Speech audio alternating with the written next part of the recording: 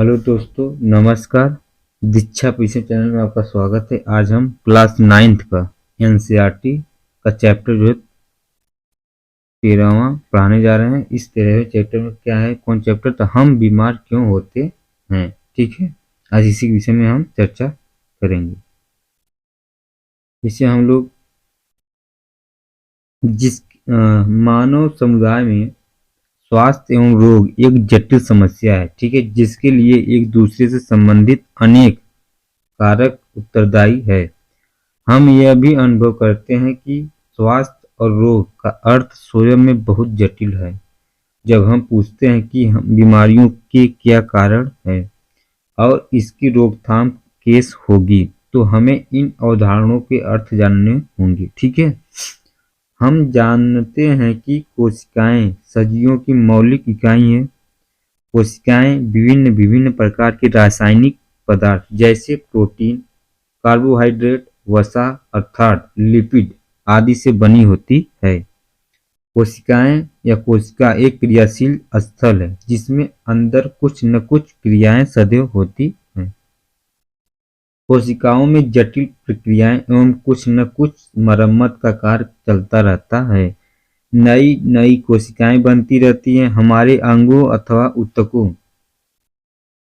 में बहुत सी विशिष्ट क्रियाएं चलती रहती हैं, जैसे हृदय धड़कता है, फेफड़े सांस लेते हैं, वृक्क में निस्पंद द्वारा मूत्र बनता है, मस्तिष्क सोचता है। ये सभी क्रियाएं जो हैं परस्पर संबंधित हैं। उदाहरण के लिए यदि वृक्क में निस्पंदन न हो तो विषैले पदार्थ हमारे शरीर में एकत्र हो जाएंगे और इस परिस्थिति में मस्तिष्क उचित प्रकार से नहीं सोच सकेगा। इन सभी पारस्परिक क्रियाकलापों को करने के लिए ऊर्जा तथा कच्चे पदार्थों की आवश्यकता होती है, अर्थात कोशिकाओं अथवा ऊतकों को कार्य करने के लिए भोजन की आवश्यकता होती है। ऐसे कोई भी कारक जो कोशिकाओं एवं ऊतकों को सूचित या उचित प्रकार से कार्य करने से रोकता है, वह हमारे शरीर की समुचित क्रिया में कमी का कारण होगा। ठीक है, आगे है स्वास्थ्य तथा इसका बिगड़ना।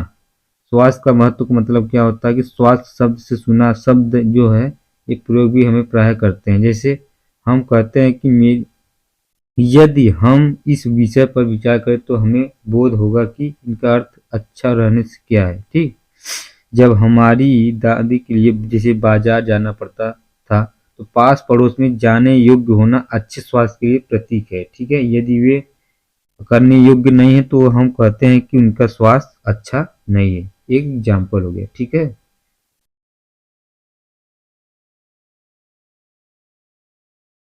व्यक्तिगत तथा सामुदायिक समस्याएं दोनों ही स्वास्थ्य को प्रभावित करता है। जैसे मानव समाज में रहता है, अतः हमारा सामाजिक पर्यावरण हमारे व्यक्तिगत स्वास्थ्य के लिए अधिक महत्वपूर्ण है। ठीक, हम गांवों, कस्बों तथा शहरों में रहते हैं। ऐसे स्थानों में हमारे भौतिक पर्यावरण का निर्धारण सामाजिक पर्यावरण द्वारा ही होता है। ठीक है,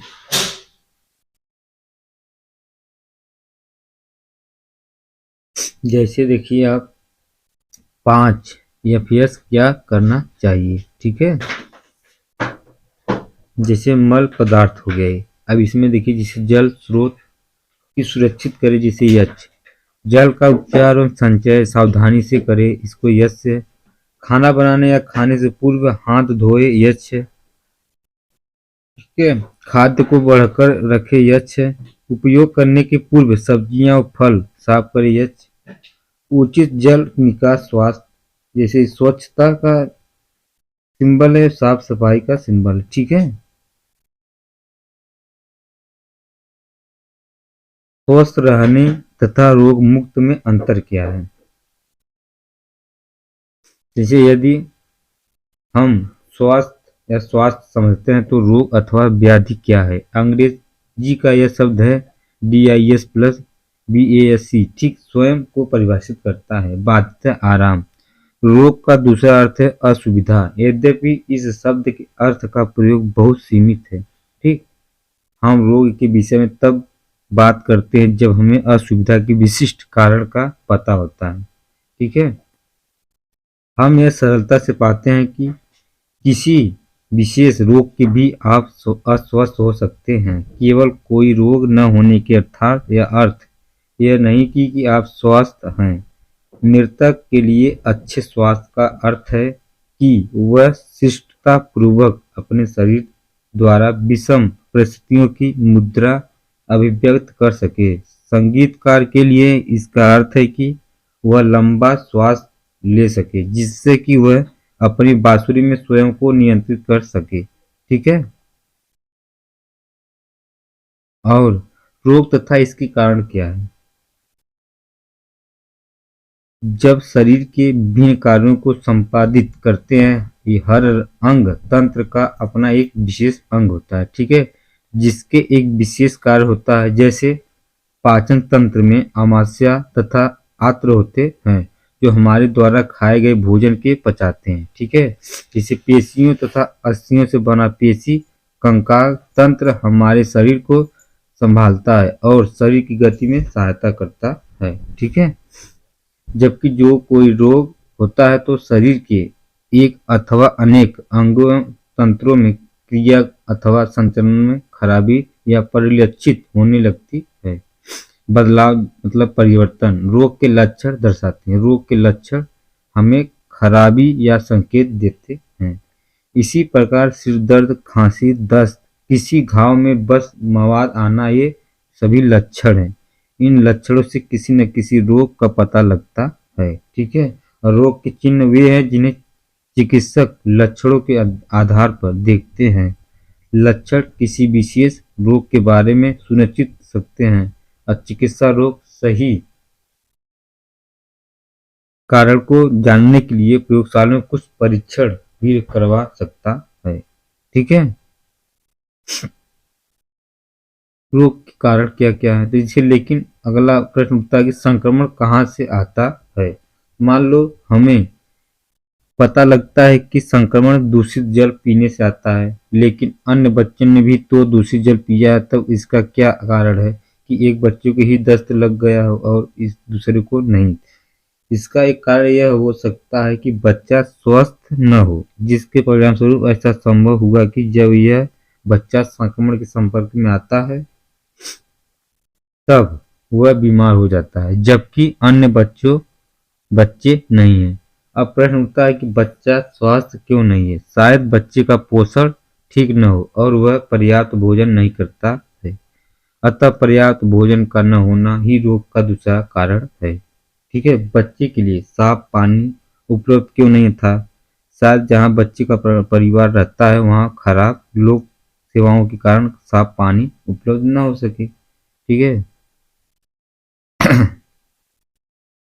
जिससे आप देखेंगे संक्रमण तथा असंक्रमण कारक क्या है। जैसे हमने देखा कि जब कभी भी रोग का कारण के विषय में सोचे तो हमें लोक स्वास्थ्य तथा समुदाय स्वास्थ्य संबंधी कारकों को ध्यान में रखना आवश्यक है। हम इस विषय में और चर्चा करेंगे कि रोग की तात्कालिक कारणों के विषय में सोचना अच्छा है, क्योंकि ये दोनों भिन्न भिन्न प्रकार के होते हैं। ठीक है, रोग के कारण का यह वर्ग है कि संक्रामक कारक जो अधिकांशतः सूक्ष्म जीव होते हैं, वह रोग जिनके तात्कालिक कारण सूक्ष्म जीव होते हैं उन्हें संक्रामक रोग कहते हैं। इसका कारण यह है कि सूक्ष्म जीव समुदाय में फैल सकते हैं और इनके कारण या कारक होने वाले रोग भी इनके साथ फैल जाते हैं। पेप्टिक वर्ड या नोबेल पुरस्कार। कई वर्षों से हम यही सोचते थे कि पेप्टिक वर्ड क्या है, जो आमाशय तथा ग्रहणी में एसिडिटी संबंधित दर्द तथा रक्तस्राव करता है। कारण है रहने या सहने का ढंग है। प्रत्येक व्यक्ति सोचता था कि परेशानी भरे जीवन में से अमाशय में एसिड का स्राव होता है, जिसके कारण पेप्टिक वर्ड हो जाता है। दो ऑस्ट्रेलियाई वैज्ञानिकों ने पता लगाया कि एक बैक्टीरिया हेलिकोबैक्टर पाइलोरी या पेप्टिक वर्ड का कारण है। अर्थात ऑस्ट्रेलिया के रोग वैज्ञानिक रॉबिन वारेन, इनका जन्म 1937 में इन छोटे छोटे वक्राकार बैक्टीरियाओं को अनेक रोगियों के आमाशय के निचले भाग में देखे गए हैं। ठीक है, बैरी मार्शल जो है जन्म इनका हुआ था 1951 में। एक चिकित्सक ने वायरन की खोज में दिलचस्पी ली और उन्होंने इन्हें स्रोतों से बैक्टीरिया का संवर्धन करने में सफलता प्राप्त की। ठीक है, संक्रामक रोग क्या है? तो वायरस होने से या वायरस होने वाले सामान्य रोग हैं खांसी, जुखाम, इन्फ्लुएंजा, डेंगू बुखार तथा एड्स। कुछ रोग जैसे कि टाइफाइड बुखार, हैजा, क्षय रोग तथा एंथ्रेक्स बैक्टीरिया द्वारा होते हैं। बहुत से सामान्य त्वचा रोग विभिन्न प्रकार की फंजाई द्वारा होते हैं। प्रोटोजोआ जैसे मलेरिया तथा कालाजार नामक रोग हो जाते हैं। हम आंत्र कृत्रिम संक्रमण से परिचित हैं। इसी प्रकार फिलपाव नामक रोग भी कृत्रिम की विभिन्न स्पीशीज द्वारा होती है। ठीक है, उदाहरण के लिए जैसे सभी वायरस परपोषी की कोशिकाओं में रहते हैं, लेकिन बैक्टीरिया में ऐसा काम या कम ही होता है। वायरस बैक्टीरिया तथा फंजाई में गुणन अत्यंत तेजी से होती है। जैसे देखिए आपका है प्रोटोजोआ, टिप्नोसोमा एवं निद्रालु। ठीक है, व्याधि का कारक है। टिप्नोसोमा को तस्तरीनुमा लाल रक्त कोशिका के साथ प्रदर्शित किया गया है जिससे आपको उसके आकार का पता चल सके। कॉपीराइट मतलब ओरेगॉन या health and science university USA. ठीक है, ये वाला जो हिस्सा है आपका संक्रमित कोशिका से बाहर निकलते हुए SARS बैक्टीरिया चित्र में तीर द्वारा इंगित किए गए हैं। ठीक है, ये वाला जो हिस्सा जैसे स्टेफाइलोकोकाई बैक्टीरिया जो है मुहासे का कारक है। ऊपर बाईं ओर की रेखा 5 माइक्रोमीटर माप को प्रदर्शित करता है। ठीक है, ये वाला हिस्सा ये जो है लेशमानिया काला जार मतलब व्याधि कारण है। प्रोटोजोआ यह जीव अंडाकार तथा प्रत्येक में एक चाबुकनुमा संरचना होती है। ठीक है, अविभाजित होते जीव को तीर द्वारा दर्शाया गया है। भित्ति बनाने की प्रक्रिया होती है। इसी प्रकार बहुत से एंटीबायोटिक बैक्टीरिया की अनेक स्पीशीज को प्रभावित करते हैं, न कि केवल स्पीशीज को। लेकिन वायरस में ऐसा मार्ग नहीं होता है और यही कारण है कि कोई भी एंटीबायोटिक वायरस संक्रमण पर प्रभावकारी नहीं है। यदि हम खांसी जुखाम से ग्रस्त हैं तो एंटीबायोटिक लेने से रोग की तीव्रता अथवा उसकी समय अवधि कम नहीं होती है। यद्यपि यदि वायरस संक्रमित खांसी जुखाम के साथ बैक्टीरिया संक्रमण होता है तब एंटीबायोटिक का उपयोग लाभदायक होगा, लेकिन फिर भी एंटीबायोटिक बैक्टीरिया संक्रमण पर ही उपयोग या उपयोगी होगा, न कि वायरस संक्रमण पर। ठीक है,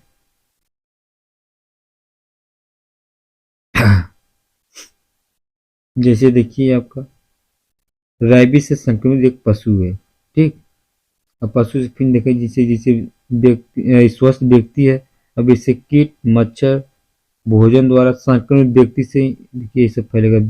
व्यक्तिगत संपर्क, वायु द्वारा, परोक्ष संपर्क, ऐसे ऐसे ही रोग का संक्रमण के समान तरीके हैं फैलने का। ठीक है, जल द्वारा भी रोग फैल सकते हैं। जब संक्रमित रोग अथवा हैजा से ग्रसित रोग के अवशिष्ट पेयजल में मिले जाते हैं तो यदि कोई स्वस्थ व्यक्ति जाने अनजाने में इस जल को पीता है तो रोगाणु एक स्वस्थ व्यक्ति में प्रवेश कर जाता है, जिससे वह भी रोग से ग्रसित हो जाता है। ऐसे रोग अधिकतर साफ हो जल हो न मिलने के कारण फैलते हैं। ठीक है, लैंगिक क्रियाओं द्वारा दो लोग शारीरिक रूप से एक दूसरे के संपर्क में आते हैं। ठीक है, अतः यह आश्चर्यजनक नहीं है कि कुछ सूक्ष्मजीवी रोग जैसे सिफिलिस अथवा एड्स लैंगिक संपर्क के समय एक साथी से दूसरे साथी में स्थानांतरित हो जाते हैं। ठीक है, एड्स मतलब लैंगिक संपर्क के अतिरिक्त रक्त स्थानांतरण द्वारा भी संक्रमित होता है। जैसे एड्स से ग्रसित व्यक्ति का रक्त स्वस्थ व्यक्ति को स्थानांतरित किया जाए अथवा गर्भावस्था में रोगी माता से अथवा शिशु को स्तनपान द्वारा होता है। हम ऐसे पर्यावरण में रहते हैं कि जिसमें हमारे अतिरिक्त अन्य जीव भी रहते हैं, इसलिए कुछ रोग अन्य जंतुओं द्वारा भी संचरित होता है। ये जंतु रोगाणुओं या संक्रमण करने वाले कारक होते हैं। रोगी से लेकर अन्य एवं पोषित तक पहुंचता देता है। अतः यह मध्यस्थ का काम करते हैं, जिन्हें रोगवाहक वेक्टर कहते हैं। सामान्य रोगवाहक का मच्छर एक उदाहरण है। मच्छर की बहुत सी ऐसी स्पीशीज है जिन्हें अत्यधिक पोषण की आवश्यकता होती है, जिससे कि वे परिपक्व अंडे उत्पन्न कर सके। ठीक है। अब मच्छर के अनेक समतापी प्राणियों, जिसमें मनुष्य भी शामिल है, पर निर्वाह करता है कि इस प्रकार वे एक मनुष्य से दूसरे मनुष्य में रोग फैलाते हैं। ठीक है। जैसे देखिए एक चित्र इसके विषय में भी पहले हम आपको समझा चुके हैं। ठीक है। आगे है कि विभिन्न साधनों द्वारा रोग उत्पन्न करने वाले सूक्ष्म जीव शरीर में प्रवेश करते हैं। फिर ये कहाँ जाते हैं? सूक्ष्म जीव की अपेक्षा शरीर बहुत बड़ा है, इसलिए हमारे शरीर में बहुत से स्थान, अंग, ऊतक आदि हैं जहाँ ये सूक्ष्म जीव जा सकते हैं। क्या सभी सूक्ष्म जीव एक ही अंग अथवा ऊतक में जाते हैं? ठीक है। सूक्ष्म जीव या सूक्ष्म जीव के विभिन्न स्पंजित शरीर के विभिन्न भागों में विकसित होते हैं। ऐसा चुनाव उनके प्रवेश के स्थान पर निर्भर करता है। यदि ये हवा से नाक द्वारा प्रवेश करें तो ये फेफड़ों में जाएंगे। ऐसा बैक्टीरिया से होने वाले क्षय रोग में होता है। यदि ये मुंह के द्वारा प्रवेश करें तो ये आहार नाल में रहेंगे। ठीक, जैसे टाइफाइड रोग उत्पन्न करने वाले बैक्टीरिया, अथवा ये यकृत में जाएंगे, जैसे हेपेटाइटिस बैक्टीरिया जो पीलिया के कारण है, लेकिन सदैव ऐसा नहीं होता है। HIV वायरस जो लैंगिक अंगों द्वारा शरीर में प्रवेश करता है, लसिका ग्रंथियों में फैलता है। मलेरिया उत्पन्न करने वाले सूक्ष्म जीव जो मच्छर के काटने से शरीर में प्रवेश करते हैं, वे यकृत में जाते हैं, उसके बाद लाल रुधिर कोशिकाओं में आते हैं। इसी प्रकार जापानी मस्तिष्क ज्वर उत्पन्न करने वाला वायरस भी मच्छर के काटने से शरीर में पहुंचता है, लेकिन यह मस्तिष्क को संक्रमित करता है। ठीक है।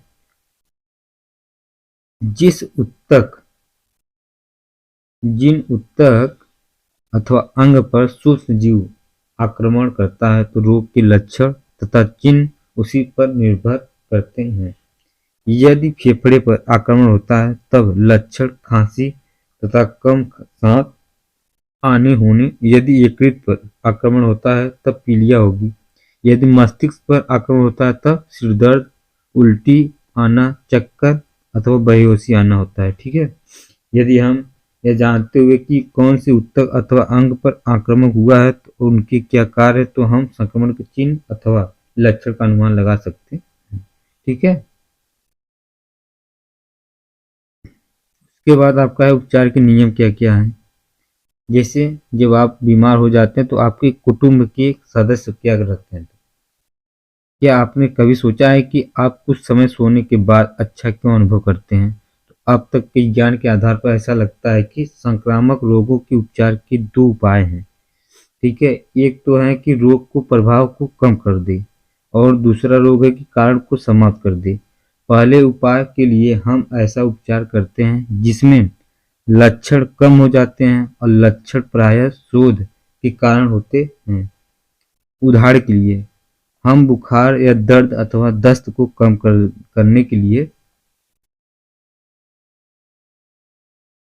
दवाई का प्रयोग करते हैं। हम आराम कर ऊर्जा का संरक्षण कर सकते हैं जो हमारे स्वस्थ होने में सहायक होगी। ठीक है। लेकिन इस प्रकार के लक्षण आधारित उपचार स्वयं से में संक्रामक सूक्ष्म जीवों को समाप्त नहीं करेंगे। ठीक है। और रोग ठीक नहीं होंगे। इसके लिए हमें सूक्ष्म जीवों को मारना ही पड़ेगा। हम सूक्ष्म जीवों को कैसे मारते हैं? सूक्ष्म जीवों को मारने की एक विधि है। औषधियों का उपयोग या प्रयोग करना हम पहले ही पढ़ चुके हैं। सूक्ष्म जीव विभिन्न वर्गों में आते हैं। ये वायरस, बैक्टीरिया, फंजाई अथवा प्रोटोजोआ जीवों के प्रत्येक वर्ग में कुछ आवश्यक जैव रासायनिक जैव प्रक्रियाएं होगी जो इस वर्ग के लिए विशिष्ट होगी और अन्य वर्गों में नहीं होगी। ठीक, ये प्रक्रियाएं नए पदार्थ बनाने के लिए विभिन्न चरण अथवा शोषण हो सकती है। एंटीवायरस औषधि का बनाना एंटीबैक्टीरियल औषधि के बनाने की अपेक्षा कठिन है। इसका कारण है कि बैक्टीरिया में अपनी जैव रासायनिक प्रणाली होती है, जबकि वायरस में अपनी जैव रासायनिक प्रणाली बहुत कम होती है। वायरस हमारे शरीर में प्रवेश करते हैं और अपनी जीवन प्रक्रिया के लिए हमारी मशीनरी का उपयोग करते हैं। इसका अर्थ है कि आक्रमण करने के लिए अपेक्षाकृत कम वायरस विशिष्ट लक्ष्य होते हैं। इन सीमाओं के बावजूद अब प्रभावशाली एंटीवायरस औषधियां भी उपलब्ध हैं। उदाहरण के लिए HIV संक्रमण को नियंत्रित करने की औषधि। ठीक है। नियमावरण के सिद्धांत। अभी तक हमने यह पढ़ा है कि किसी व्यक्ति में कोई रोग है तो संक्रमण से कैसे छुटकारा मिल सकता है। संक्रामक रोगों से छुटकारा पाने की 3 सीमाएं कठिनाई होती है। पहली यह है कि यदि कोई एक बार बीमार हो जाए तो उनके शारीरिक कार्यों को बहुत हानि होती है और फिर पूरी तरह से स्वस्थ नहीं होते हैं। ठीक। और दूसरी यह है कि उपचार में लंबा समय लग सकता है, अर्थात सही उपचार होने पर भी रोगी को बिस्तर पर लंबे समय तक आराम करना पड़ सकता है। ठीक है।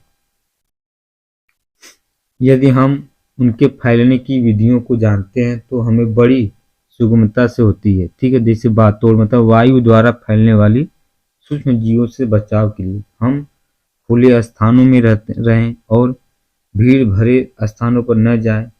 जलोढ़ या जल द्वारा फैलना सूक्ष्म जीवों से बचने के लिए हमें साफ जल पिए। इसके लिए आप पानी में स्थित सूक्ष्म जीवों को मारने के लिए उपाय कर सकते हैं। जैसे रोग वाहक सूक्ष्म जीवों से बचने के लिए हमें साफ पर्यावरण में रहना चाहिए। ऐसे वातावरण में मच्छर उत्पन्न नहीं होते हैं। ठीक है। अर्थात संक्रामक रोगों से बचने के लिए स्वच्छता आवश्यक है। पर्यावरण से संबंधित विषयों के अतिरिक्त संक्रामक रोगों से बचने के लिए और भी अन्य सामान्य नियम हैं। और नियमों की बात करने से पहले हम यह प्रश्न पूछते हैं कि प्रतिदिन संक्रमण से गुजरते हैं तो यदि कक्षा में कोई विद्यार्थी खांसी या जुकाम से पीड़ित है, ठीक, तो ऐसा संभव है कि उसके आसपास के विद्यार्थी भी संक्रमित हो जाएंगे, लेकिन हम सभी वास्तव में रोग से पीड़ित नहीं होते हैं, क्योंकि इसका कारण यह है कि हमारे शरीर में स्थिति प्रतिरक्षा तंत्र जो रोगाणुओं से लड़ता है, हमारे शरीर में विशिष्ट कोशिकाएं होती हैं, ठीक, जो रोगाणुओं को मार देती है। और हमारे शरीर में जैसे ही कोई संक्रामक रोगाणु आता है, ये कोशिकाएं सक्रिय हो जाती है। यदि ये उन्हें मार देती है तो हमें रोग नहीं होगा। अति अच्छी कोशिकाएं संक्रमण को फैलने से पहले ही समाप्त कर देती है। जैसा कि हमने पहले देखा है कि यदि रोगाणुओं की संख्या नियंत्रित हो जाती है तो रोग की अभिव्यक्ति बहुत कम होगी। ठीक है। संक्रामक रोगाणुओं से संक्रमित होने का अर्थ है यह नहीं है कि हमें कोई विशेष बीमारी नहीं होगी। गंभीर संक्रामक रोग प्रतिरक्षा तंत्र की असफलता का इंगित करता है।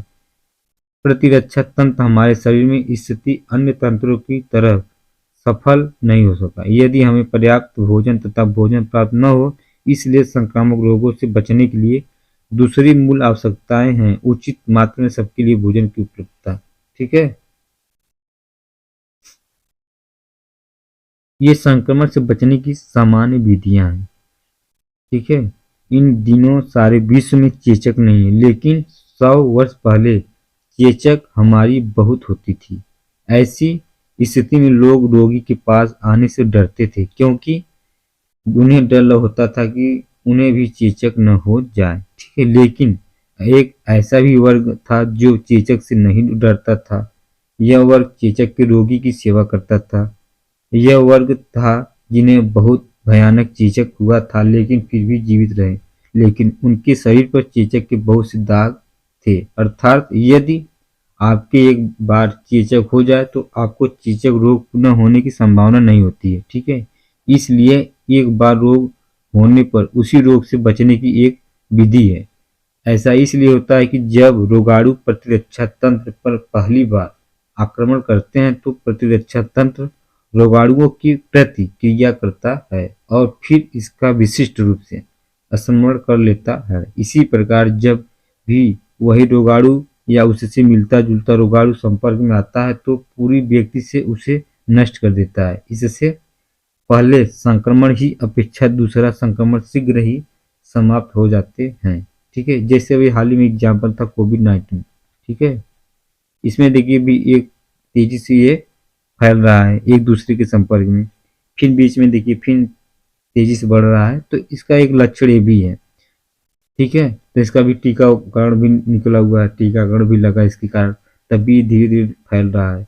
तो हम कह सकते हैं कि टीकाकरण का सामान्य नियम है कि शरीर में विशिष्ट संक्रमण प्रविष्ट करार कर प्रतिरक्षा तंत्र को मूर्ख बना सकते हैं, पर उन रोगाणुओं की नकल करता है तो जो टीके के द्वारा शरीर में पहुंचते हैं यह वास्तव में रोग नहीं करते हैं, लेकिन यह वास्तव में रोग करने वाले रोगाणुओं को उसके बाद रोग करने से रोकता है, ठीक है। ऐसे कार्य तभी सफल होते हैं जबकि ऐसी स्वास्थ्य सुविधाएं सभी बच्चों को प्राप्त हो। क्या आप इसका कारण सोच सकते हैं? हेपेटाइटिस के कुछ वायरस हैं जिससे पीलिया होता है, पानी द्वारा संचारित होता है। हेपेटाइटिस ए के लिए टीका उपलब्ध है, लेकिन देश के अधिकांश भागों में जब बच्चे की आयु 5 वर्ष हो जाती है तब तक वह हेपेटाइटिस ए के प्रति प्रतिरक्षी हो चुका होता है। इसका कारण यह है कि वह पानी के द्वारा वायरस के प्रभाव में आ चुका हो। इस परिस्थितियों में क्या आप टीका लगवाएंगे? तो ऐसे ही स्थितियों में टीकाकरण लगता है। जैसे देखिए एक यहाँ एग्जाम्पल है आपका प्रतिरक्षा, मतलब परंपरा के अनुसार भारतीय तथा चीनी चिकित्सकीय तंत्र में कभी-कभी जानबूझकर चेचक से पीड़ित व्यक्ति तथा स्वस्थ व्यक्ति की त्वचा को आपस में रगड़ते थे। उन्हें इससे ऐसा आशा था कि इसके कारण से चेचक के मंद रोगाणु स्वस्थ व्यक्ति के शरीर में रोग के प्रति प्रतिरोधक क्षमता उत्पन्न कर देगी। 200 वर्ष पूर्व एक इंग्लिश चिकित्सक जिसका नाम था एडवर्ड जेनर था, ने पता लगाया कि ग्वाले जिन्हें गो चेचक हुई है उन्हें हम महामारी के समय भी चेचक नहीं हुई। गौ चेचक मंद रोग है। जेनर ने जानबूझकर लोगों को गौ चेचक दिया, जैसा कि तस्वीर में दिखाया गया है। इससे उन्होंने पाया कि अब लोग चेचक के प्रतिरोधी हैं। तो इसका कारण यह है कि चेचक का बैक्टीरिया गो चेचक के वायरस का निकट संबंधी है, ठीक है। लेकिन लैटिन में गाय का अर्थ है कि वाक्य तथा, ठीक है, गौ चेचक का अर्थ है कि वैक्सीनिया। इस आधार पर वैक्सीन अर्थात टीका शब्द आया है जिसका हम आजकल उपयोग करते हैं, ठीक है। ऐसे बहुत से टीके आजकल उपलब्ध हैं जो संक्रामक रोगों का निवारण करते हैं और रोग निवारण का विशिष्ट साधन प्रदान करते हैं। टेटनस, डिप्थीरिया, कुकर खांसी, चेचक, पोलियो आदि के टीके उपलब्ध हैं। इस बच्चों की संक्रामक रोगों से रक्षा करने के लिए सरकारी स्वास्थ्य कार्यक्रम हैं, ठीक है। अब आगे हैं जैसे कुछ एग्जाम्पल आप ले लीजिए इम्पोर्टेंट भी एग्जाम के लिए, ठीक है। तो स्वास्थ्य व्यक्ति किसी शारीरिक, मानसिक तथा सामाजिक जीवन की एक समग्र समन्वित व्यवस्था या अवस्था है, ठीक है। किसी का स्वास्थ्य उसके भौतिक, पर्यावरण तथा आर्थिक अवस्था पर निर्भर करता है। रोगों की अवधि के आधार पर इसे तीव्र तथा दीर्घकालिक 2 वर्गों में विभाजित कर सकता है। रोग के कारण संक्रामक अथवा असंक्रामक हो सकते हैं। संक्रामक कारण जीवों के विभिन्न वर्ग से हो सकते हैं, जैसे एक कोशिकी सूक्ष्मजीव अथवा बहुकोशिकीय हो सकते हैं। रोग का उपचार उसकी कारक रोगाणु के वर्ग के आधार पर किया जाता है। संक्रामक कारण वायु, जल, शारीरिक संपर्क अथवा रोगवाहक द्वारा फैलते हैं। रोगों का निवारण सफल उपचार की अपेक्षा अच्छा है, ठीक है। संक्रामक रोगों का निवारण उन जन स्वास्थ्य सुरक्षा विधियों द्वारा किया जा सकता है जिससे संक्रामक कारण हम कम हो जाता है।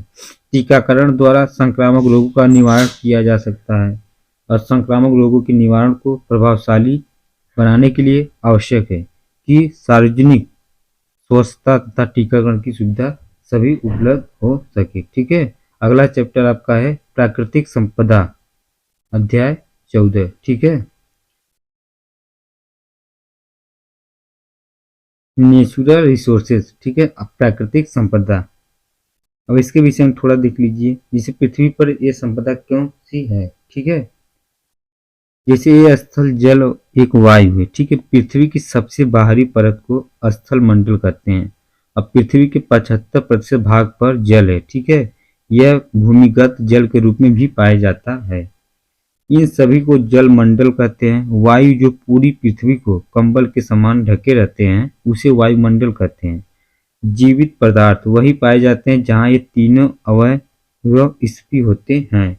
जीवन को आश्रय देने वाला पृथ्वी का यह घेरा जहाँ वायुमंडल, स्थलमंडल तथा जलमंडल एक दूसरे से मिलकर जीवन को संभव बनाते हैं। ये तीनों जहाँ पर नहीं रहेगा वहाँ जीवन रहना नहीं रह सकता है। ठीक है, वहाँ मानव नहीं रह सकते हैं।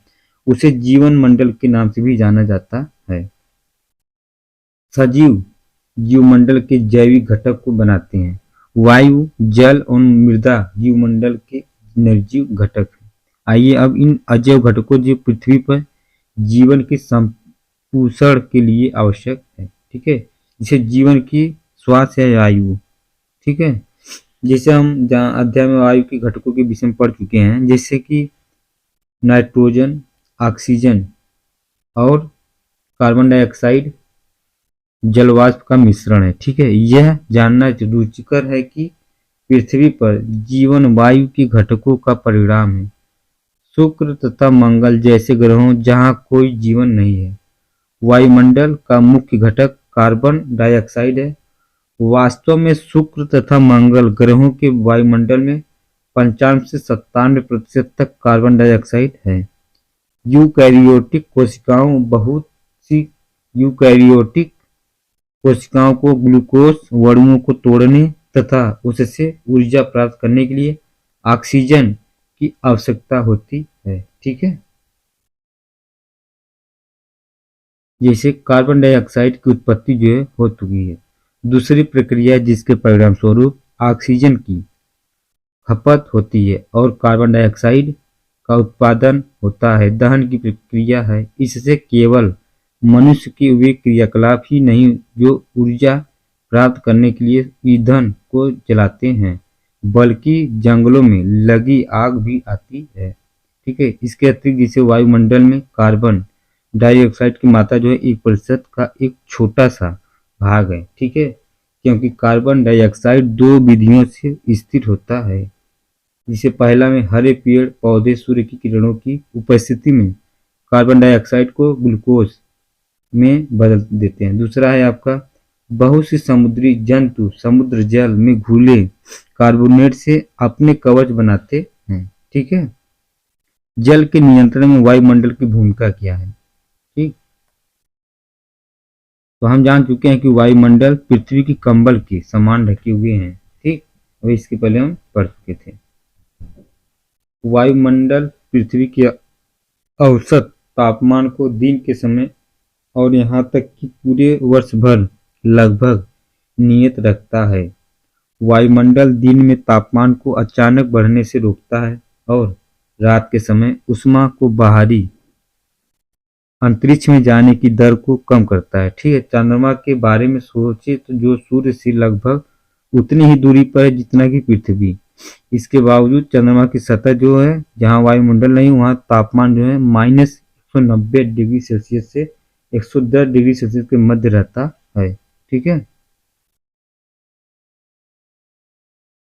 वायु की गति के पौने, जैसे हम दिन भर गर्मी के बाद शाम को बहने वाले ठंडे समीर से राहत महसूस करते हैं। कभी कभी कई दिनों तक अधिक गर्म मौसम के पश्चात वर्षा होती है। वायु की गति का क्या कारण है और वे कौन से कारक हैं जो हमें कभी समीर, कभी तेज हवा या कभी तूफान के बारे में प्रति गति प्रदान करते हैं। ठीक है,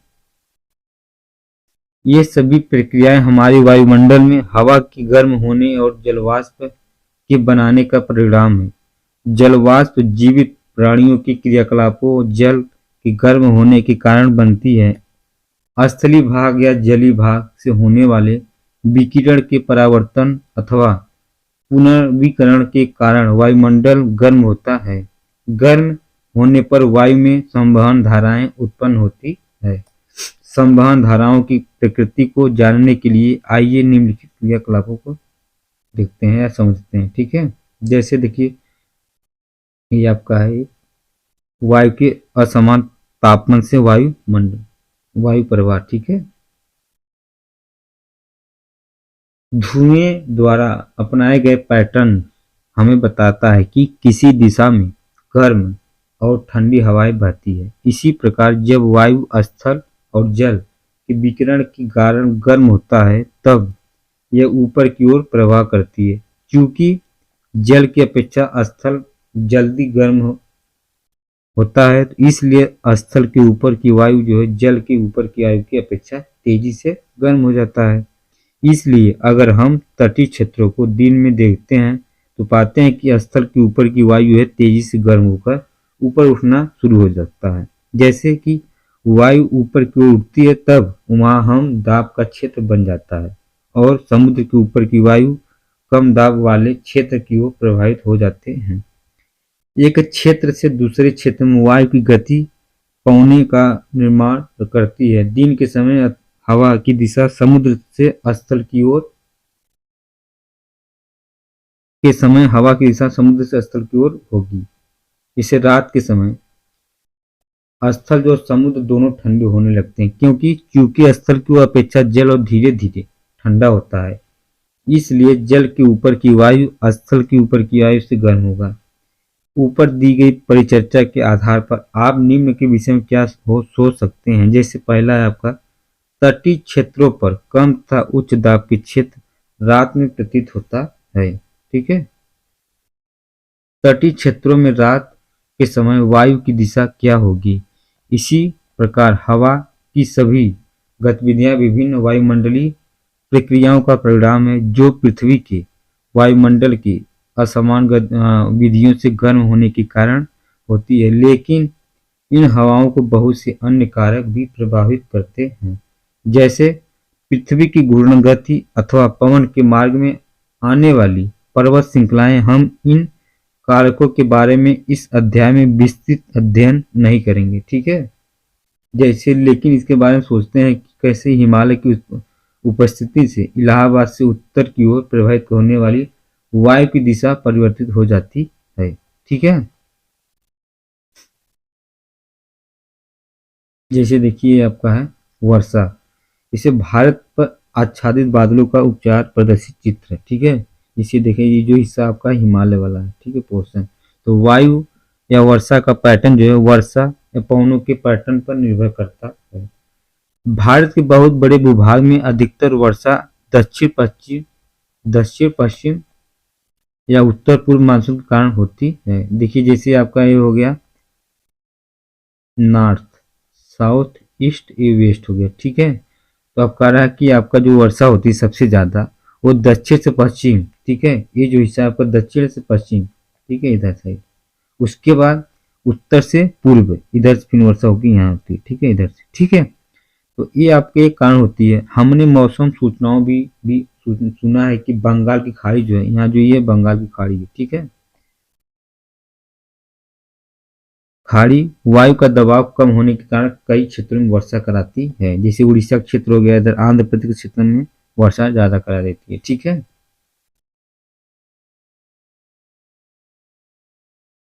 जैसे दिन के समय जब जलीय भाग गर्म हो जाते हैं तब बहुत बड़ी मात्रा में जलवाष्प बन जाती है और यह वाष्प वायु में प्रभावित हो जाती है। जलवाष्प की कुछ मात्रा विभिन्न जैविक क्रियाओं के कारण वायुमंडल में चली जाती है। यह वायु भी गर्म हो जाती है और गर्म वायु अपने साथ जलवाष्प को लेकर ऊपर उड़ जाती है। ठीक है, वायु प्रदूषण, जैसे देखिए नाइट्रोजन और सल्फर में ऑक्साइड का स्तर बढ़ रहा है। लोग ये प्रायः दुख प्रकट करते हैं कि उनके बचपन से लेकर अभी तक वायु की गुणवत्ता में कमी आई है। ठीक है, वायु की गुणवत्ता कैसे प्रभावित होती है और इस गुणवत्ता में आए परिवर्तन हमें और दूसरे जीवों को कैसे प्रभावित करें। जीवाश्म ईंधन जैसे कोयला और पेट्रोलियम पदार्थ में नाइट्रोजन और सल्फर की बहुत कम मात्रा होती है। जब ये ईंधन जलते हैं तब नाइट्रोजन और सल्फर भी इसके साथ जलते हैं तथा यह नाइट्रोजन और सल्फर एक विभिन्न ऑक्साइड उत्पन्न करते हैं। इन गैसों का केवल सांस के रूप में लेना ही खतरनाक नहीं है, बल्कि ये वर्षों के जल में मिलकर अम्लीय वर्षा भी करते हैं। जीवाश्म ईंधनों का दहन वायु में निलंबित कणों की मात्रा को भी बढ़ा देती है। ये निलंबित कण बना बिना जल बना कार्बन कण या पदार्थ हो सकते हैं। इन्हें हाइड्रोकार्बन कहा जाता है। इन सभी प्रदूषकों की अधिक मात्रा में उपस्थित दृश्यता को हम करती है, विशेषकर सर्दी के मौसम में जब जल भी वायु के साथ संघनित होता है तो इसे धूप या धूम कोहरा कहते हैं। ठीक है, आगे है आपका जैसे जलवाष्प के रूप में वायुमंडल में पाई जाती है। पृथ्वी की सतह पर पाए जाने वाला अधिकतर जल समुद्र महासागरों में है तथा यह खारा है। शुद्ध जल बर्फ के रूप में भी दोनों ध्रुवों पर और बर्फ से ढके पहाड़ों पर पाया जाता है। भूमिगत जल और नदियां, झीलों, तालाबों का जल भी शुद्ध होता है। फिर भी इस जल की उपलब्धता विभिन्न स्थानों पर भिन्न भिन्न होती है। गर्मी में अधिकतर स्थानों पर जल की कमी होती है। ग्रामीण इलाकों में यहाँ जल आपूर्ति की व्यवस्था नहीं है। यहाँ लोग अधिकतर समय दूर से चल जाने में व्यक्त करते हैं।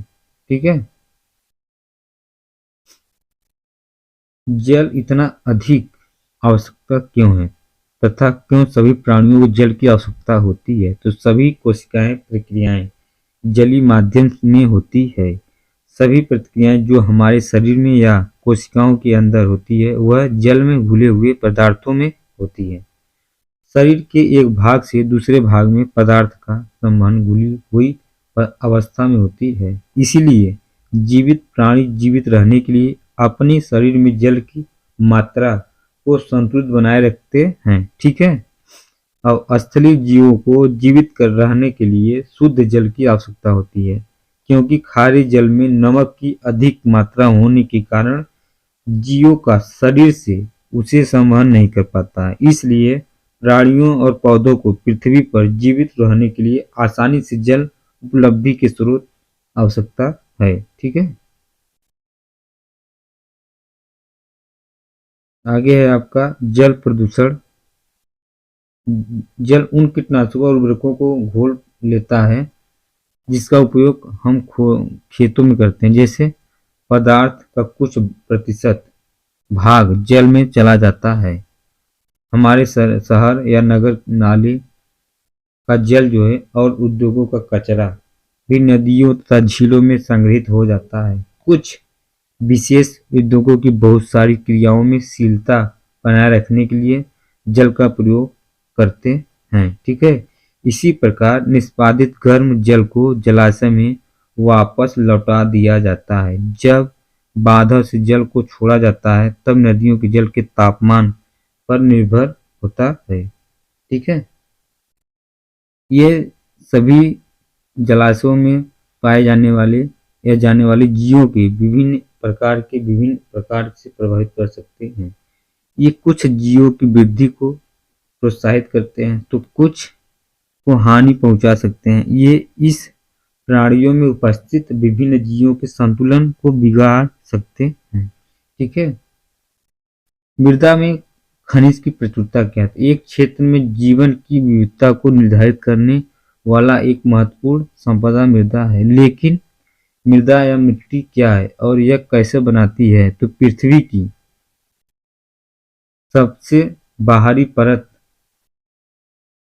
को भूपृष्ठ कहा जाता है और इस परत में पाए जाने वाले खनिज जीवों को विभिन्न प्रकार के पालन पोषण करने वाले तत्व प्रदान करते हैं, लेकिन यदि ये खनिज बड़े पत्थरों के साथ संलग्न होते हैं तो ये जीवों के लिए उपलब्ध नहीं होंगे। हजारों और लाखों वर्षों लंबे समय अंतराल में पृथ्वी की सतह या उसके समीप पाए जाने वाले पत्थर विभिन्न प्रकार के भौतिक, रासायनिक और कुछ जैव प्रक्रमों के द्वारा टूट जाते हैं। टूटने के बाद सबसे अंत में बचा महीन कण मृदा। और लेकिन कौन सी कारक प्रक्रियाएं हैं जिससे मृदा बनती है? ठीक है, जैसे सूर्य दिन के समय पत्थर को गर्म कर देता है जिससे वे प्रसारित हो जाते हैं। रात के समय ये पत्थर ठंडे होते हैं और संकुचित हो जाते हैं, क्योंकि पत्थर का प्रत्येक भाग असमान रूप से प्रसारित तथा संकुचित होता है। ऐसा बार बार होने पर पत्थर में दरार आ जाती है, अतः ये बड़े पत्थर टूटकर छोटे छोटे टुकड़ों में विभाजित हो जाते हैं। जल मृदा के निर्माण में दो प्रकार से सहायता करता है। ठीक है, पहला है सूर्य के ताप से बने पत्थरों की दरार में जल जा सकता है। यदि यह जल बाद में जम जाता है तो यह दरार को और अधिक चौड़ा करेगा। क्या आप सोच सकते हैं कि ऐसा क्यों होना चाहिए?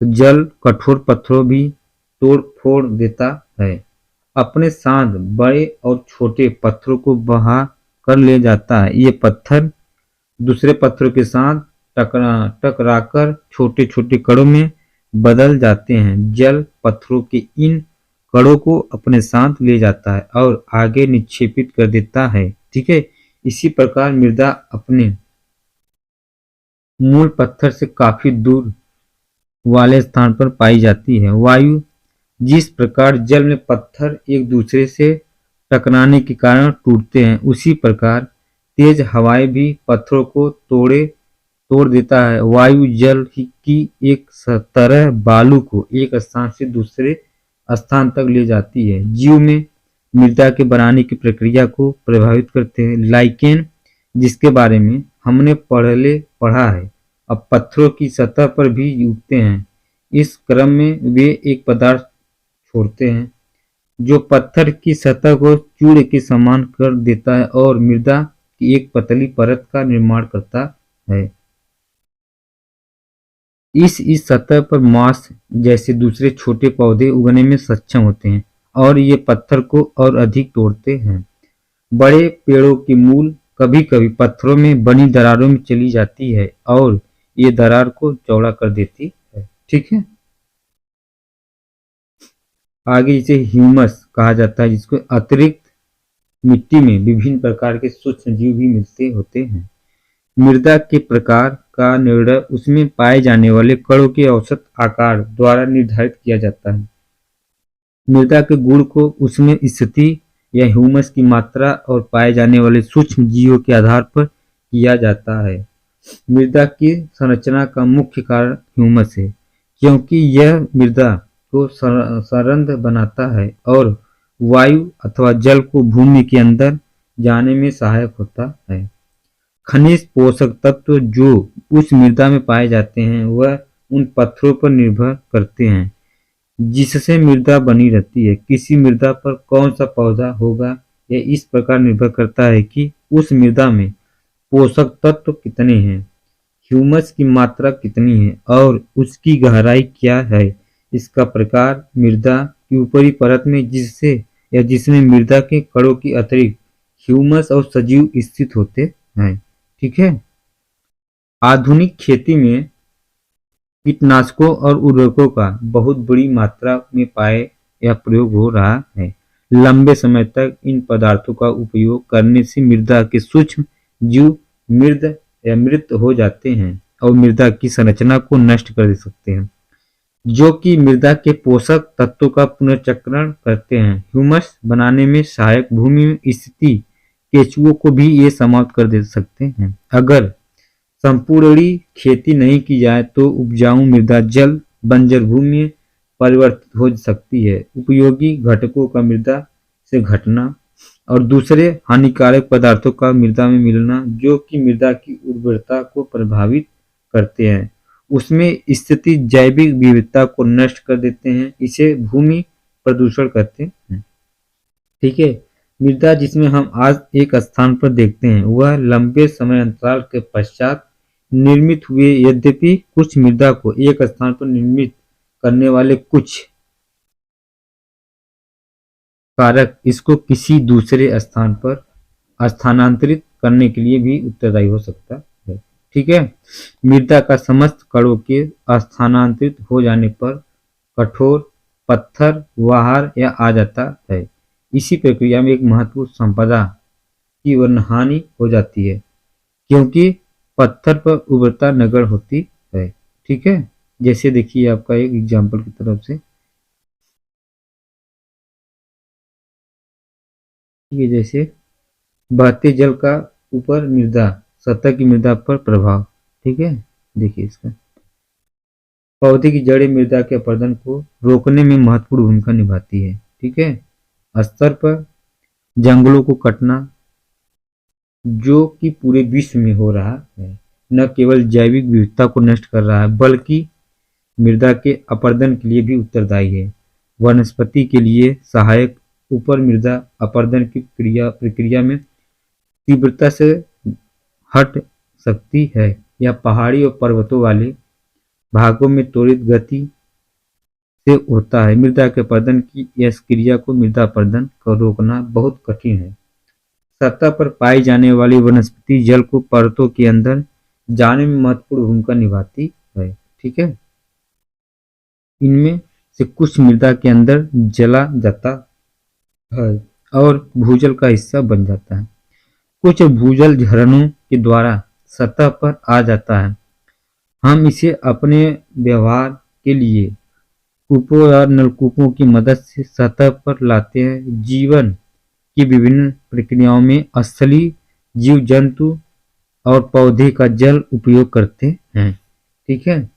जैसे देखिए आपका एक है जम प्रकृति में जल चक्रण है, जिसे ये भूजल हो गया आपका। ठीक। यहाँ से आपका सतही जल, ये वाष्पीकरण हो रहा है, यहाँ सूर्य हैं आपके, इससे क्या हो कि वर्षा तथा बर्फीली परत है जो जम रही है। ठीक है। और यहाँ से जब सूर्य का प्रकाश पड़ेगा तो धीरे धीरे गलना चालू हो जाएगा। ये वाष्पोत्सर्जन है, इसके बाद ये शोषण। ठीक। यहाँ जानवर हो गया, ये पेड़ पौधा हो गया। ठीक है। नाइट्रोजन चक्र क्या है? जैसे जलीय चक्र, तो जलीय चक्र आपको बताएगी जलाशयों से जल के वाष्पीकरण और फिर संग्रहण के बाद वर्षा कैसे होती है। लेकिन हमने समुद्रों और महासागरों को सूखते हुए नहीं देखा है, तो किस प्रकार जल इन जलाशयों में वापस आता है। पूरी प्रक्रिया को जिसके द्वारा जल या जलवाष्प बनता है और वर्षा के रूप में सतह पर गिरता है और फिर नदियों के द्वारा समुद्र में पहुंच जाता है, जलीय चक्र कहते हैं। यह चक्र उतना आसान और सरल नहीं है जैसा कि वक्त व्यय से प्रतीत होता है। वह हमारा जल जो पृथ्वी पर गिरता है वो तुरंत समुद्र में नहीं जला जाता है। ठीक है। नाइट्रोजन चक्र क्या है? तो नाइट्रोजन चक्र हमारे वायुमंडल का 78% भाग जो है नाइट्रोजन गैस है। यह गैस जो जीवन के लिए आवश्यक है, बहुत सारे अणुओं का भाग है, जैसे प्रोटीन, न्यूक्लिक अम्ल, डीएनए, आरएनए और कुछ विटामिन। नाइट्रोजन जैसे देखिए एक एग्जाम्पल आपका है। ठीक। ये आपका क्या है? तो एक नाइट्रोजन का चक्र है। ठीक है। जैसे देखिए आपका ये जीवन जीव द्रव्य है। ये क्या है आपका? जीव द्रव्य मतलब जंतु। अब इससे हरे पौधे की जीव द्रव्य होंगे। अब इससे क्या होगा? अमोनियाकरण, अमोनिया हो गया अपने, उसका नाइट्राइज, उसके बाद नाइट्रोजन, उसके बाद धीरे धीरे प्रक्रिया हरे पौधे की जीव द्रव्य हो गया तैयार। फिर यहाँ से देखिए सर्किल से आप फिर डिनाइफिकेशन हो गया, यहाँ से नाइट्रिफिकेशन, उसके बाद वायुमंडल में नाइट्रोजन, उसके बाद नाइट्रोजन स्थिरीकरण हो गया। ठीक है। एक सर्किल से दूसरे सर्किल में प्रवेश करता रहेगा, वायुमंडल और प्रौद्योगिकी का स्थिरीकरण। ठीक है। दूसरे जैविक यौगिक में भी पाया जाता है, जैसे एल्केडाइड तथा यूरिया। इसलिए नाइट्रोजन सभी प्रकार के जीवों के लिए आवश्यक पोषक है। सभी जीव रूपों द्वारा वायुमंडल में उपस्थित नाइट्रोजन गैस के प्रत्यक्ष उपयोग से जीवन सरल हो जाता है। यद्यपि कुछ प्रकार के बैक्टीरिया को छोड़कर दूसरे जीव रूप निष्क्रिय नाइट्रोजन परमाणु को नाइट्रोजन या नाइट्रोट्स तथा नाइट्राइट जैसे दूसरे आवश्यक अणुओं में बदलने में सक्षम नहीं है। नाइट्रोजन स्थिरीकरण करने वाले ये बैक्टीरिया या तो स्वतंत्र रूप से रहते हैं या द्विबीजपत्री पौधे या पौधों की कुछ स्पीशीज के साथ पाए जाते हैं।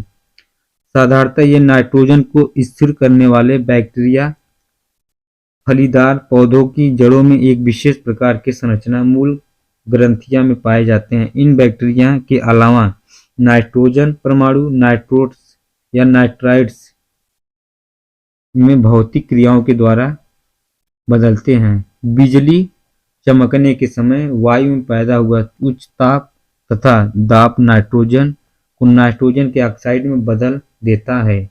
यह ऑक्साइड जल में घुलकर नाइट्रिक अथवा नाइट्रस अम्ल बनाते हैं। वर्षा के साथ भूमि की सतह पर गिरते हैं, तब इसका उपयोग विभिन्न जीवरूपों द्वारा किया जाता है। नाइट्रोजन संयोजी अणु बनाने में प्रयुक्त होने वाले रूपों के निर्माण का पश्चात नाइट्रोजन का क्या होता है। सामान्यतः जिसे पौधे नाइट्रेट्स और नाइट्राइट्स को ग्रहण करते हैं तथा इन्हें अमीनो अम्ल में बदल देते हैं, जिनका उपयोग प्रोटीन बनाने में होता है। कुछ दूसरे जैव रासायनिक विकल्प है जिनका उपयोग नाइट्रोजन वाले दूसरे जटिल यौगिक को बनाने में होता है। इन प्रोटीन और दूसरे जटिल यौगिकों का प्रयोग जंतुओं और द्वारा किया जाता है। ठीक है, जैसे जब जंतु या पौधे की मृत्यु हो जाती है तो मिट्टी में मौजूद अन्य बैक्टीरिया विभिन्न यौगिक में स्थिति नाइट्रोजन को नाइट्रस और नाइट्राइट्स में बदल देते हैं। ठीक है, तथा यह तरह के बैक्टीरिया इन नाइट्रस और नाइट्राइट्स को नाइट्रोजन तत्व में बदल देती है। इसी प्रकार प्रकृति में एक नाइट्रोजन चक्र होता है जिसमें नाइट्रोजन वायुमंडल में अपने मूल रूप से गुजरता हुआ मृदा और जल में साधारण परमाणु के रूप में बदलता है तथा जीवित प्राणियों में और अधिक जटिल यौगिक के रूप में बदल जाता है। फिर यह साधारण परमाणु के रूप में वायुमंडल में वापस आ जाता है। कार्बन चक्र। कार्बन पृथ्वी पर बहुत सारी अवस्थाओं में पाया जाता है। यह अपने मूल रूप से हीरा ग्रेफाइट में पाया जाता है। यौगिक के रूप में यह वायुमंडल में कार्बन डाइऑक्साइड के रूप में विभिन्न प्रकार की खनिजों में कार्बोनेट हाइड्रोजन कार्बोनेट के रूप में पाया जाता है, जबकि सभी जीवरूप कार्बन आधारित अणुओं जैसे प्रोटीन कार्बोहाइड्रेट्स वसा न्यूक्लिक अम्ल विटामिन पर आधारित होते हैं। बहुत सारे जंतुओं के बाहरी और भीतरी कंकाल भी कार्बोनेट लवणों से बने होते हैं। प्रकाश संश्लेषण की क्रिया जो सूर्य की उपस्थिति में उन सभी पौधों में होती है जिनमें की क्लोरोफिल होता है। इस मूल क्रिया द्वारा कार्बन जीवन के विभिन्न प्रकारों में समाविष्ट होता है। यह प्रक्रिया वायुमंडल में या जल में घुले कार्बन डाइऑक्साइड को ग्लूकोज अणुओं में बदल देती है। ये ग्लूकोज अणु या तो दूसरे पदार्थों में बदल दिए जाते हैं। ये दूसरे जैसे देखिए आपका एक सर्किट प्राकृतिक कार्बन का एक चक्र है। ठीक है, जैसे यहाँ आपका वायुमंडल मतलब CO2 हो गया। ठीक, यहाँ से फिर आपका कार्बन यौगिक का पदार्थ या काफी चीजें निकल चुका है, जैसे आपका पानी में कार्बोनेट, उसके बाद कोयला चूना पत्थर पेट्रोलियम कार्बन यौगिक जंतु, इसमें कार्बन कार्बोनिक सिल्की, उसके बाद शोषण तथा विघटन। ठीक है, जैविक रूप से महत्वपूर्ण अणुओं के संश्लेषण के लिए ऊर्जा का प्रदान करते हैं। जीवित प्राणियों को ऊर्जा प्रदान करने की प्रक्रिया में ग्लूकोज का उपयोग होता है। श्वसन की क्रिया द्वारा ग्लूकोज को कार्बन डाइऑक्साइड में बदलने के लिए ऑक्सीजन को प्रयोग भी हो सकता है और नहीं भी। यह कार्बन डाइऑक्साइड वायुमंडल में वापस चली जाती है। दहन की क्रिया जहां ईंधन का उपयोग खाना पकाने में गर्म करने या यातायात और उद्योगों में होता है, द्वारा वायुमंडल में कार्बन डाइऑक्साइड का प्रवेश होता है। वास्तव में जब से औद्योगिक क्रांति हुई है और मानव ने बहुत बड़े पैमाने पर जीवाश्म ईंधनों पर जलाना शुरू किया है, तब ये से वायुमंडल में कार्बन डाइऑक्साइड की मात्रा दोगुनी हो गई है। ठीक है, और जल की तरह कार्बन का भी उत्पन्न भौतिक एवं जैविक क्रियाओं के द्वारा पुनर्चक्रण होता है। ग्रीन हाउस प्रभाव क्या है? तो ग्रीन हाउस प्रभाव का मतलब कि ऊष्मा को रोकने या रोक लेने के कारण शीशों के अंदर का तापमान जो है बाहर के तापमान से काफी अधिक हो जाता है। और ठंडे मौसमों में उष्ण कटिबंधीय पौधों को गर्म रखने के लिए आवरण बनाने की प्रक्रिया में इस अवधारणा का उपयोग किया गया है। इसी प्रकार के आवरण को ग्रीन हाउस कहते हैं। वायुमंडलीय प्रक्रियाओं में भी ग्रीन हाउस होता है। कुछ गैसें पृथ्वी से ऊष्मा को पृथ्वी के वायुमंडल के बाहर जाने से रोकती है और वायुमंडल में विद्यमान इस प्रकार की गैसों में वृद्धि संसार के औसत तापमान को बढ़ा सकती है। इस प्रकार के प्रभाव को ग्रीन हाउस प्रभाव कहते हैं। कार्बन डाइऑक्साइड भी एक इसी प्रकार की ग्रीन हाउस गैस है। वायुमंडल में विद्यमान कार्बन डाइऑक्साइड में वृद्धि से वायुमंडल में ऊष्मा की वृद्धि होगी। इस प्रकार के कारणों द्वारा वैश्विक ऊष्मी या ऊष्मीकरण की स्थिति उत्पन्न हो रहती है। ठीक है, ऑक्सीजन चक्र। तो ऑक्सीजन पृथ्वी पर बहुत अधिक मात्रा में पाए जाने वाले तत्व है। इसकी मात्रा मूल रूप से वायुमंडल में लगभग 21% है। यह बड़े पैमाने पर पृथ्वी की पटल में यौगिक के रूप में तथा वायु में कार्बन डाइऑक्साइड के रूप में पाई जाती है। पृथ्वी के पटल में यह धातुओं तथा सिलिकॉन के ऑक्साइड के रूप में पाई जाती है। यह कार्बोनेट, सल्फेट, नाइट्रोजन तथा अन्य खनिजों के रूप में पाई जाती है। यह जैविक अणुओं जैसे कार्बोहाइड्रेट्स, प्रोटीन, न्यूक्लिक अम्ल और वसा अथवा लिपिड का भी एक आवश्यक घटक है।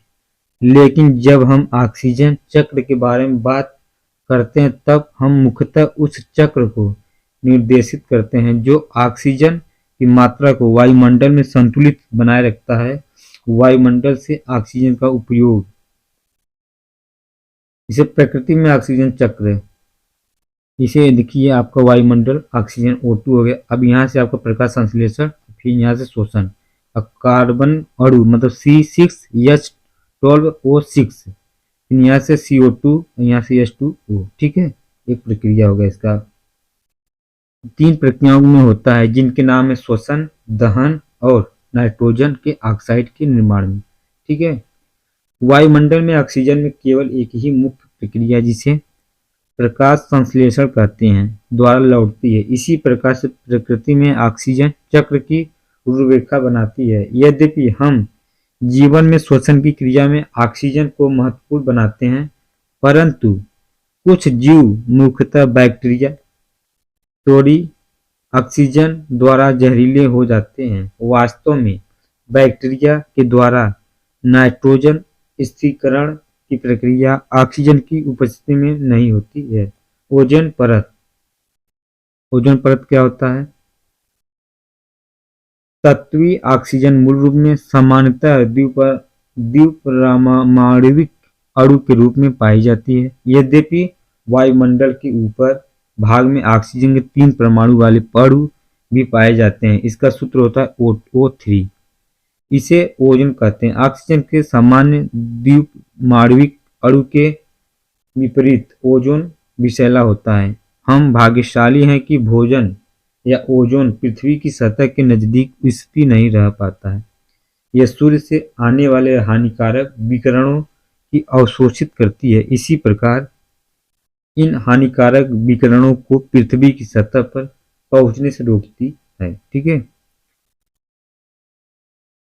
हाल ही में यह ही पता चला है कि ओजोन परत का जो हाथ से अवक्षय होता है जा रहा है मनुष्य के द्वारा बनाए गए विभिन्न प्रकार के यौगिक जैसे क्लोरोफ्लोरोकार्बन CFC वायुमंडल में स्थिर अवस्था में उपस्थित हो जाते हैं। CFC क्लोरीन तथा क्लोरीन युक्त कार्बन यौगिक है।